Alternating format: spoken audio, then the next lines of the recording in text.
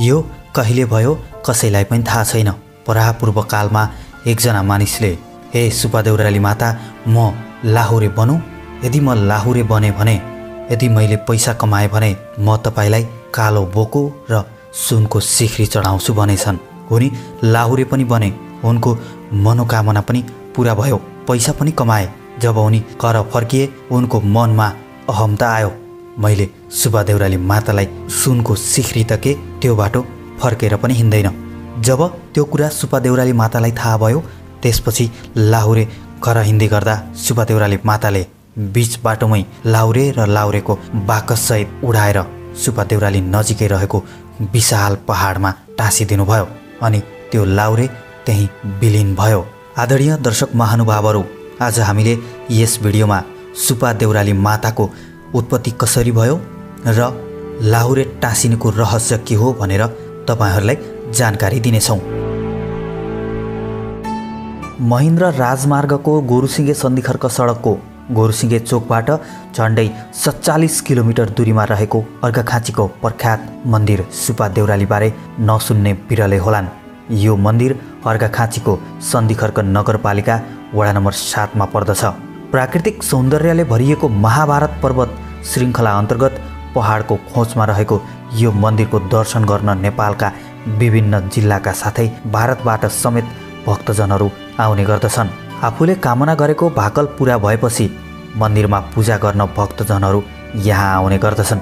पश्चिम नेपालमा रहेको यो मन्दिरमा विवाह गरेका नवजोडीहरू जीवन सफल बनाउनका लागि बिहे लगत्तै दर्शन गर्न आउने चलन रहेको छ।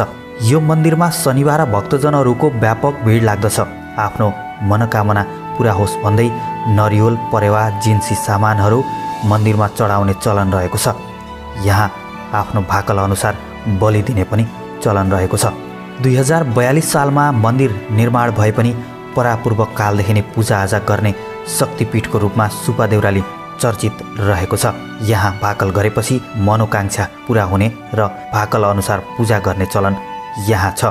सुपा देउराली नजिकै एउटा ठुलो भिर छ जसलाई लाहुरे टाँसिएको भिरको नामबाट पुकारिन्छ। यो भिरको नाम यस्तो रहनुको पछाडि सुपा देउरालीसँग सम्बन्धित किम्वदन्ती रहेको छ।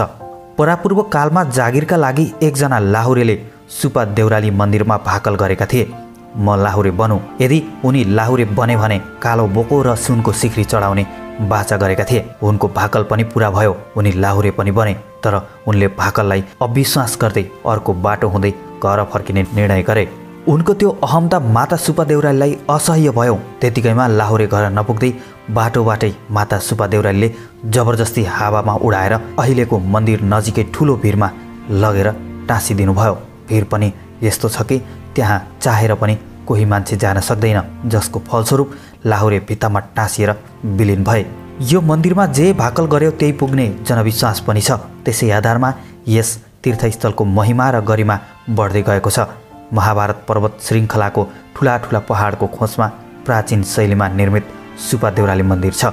सुपा देउराली मन्दिरको स्थापना कसरी भयो यो जान्नुभन्दा पहिला यस भिडियोलाई लाइक गर्नुहोस्, च्यानललाई सब्स्क्राइब गर्नुहोस्। तपाईँ सबै घर परिवारको सुपा देउराली माताले रक्षा गर्नुहुनेछ।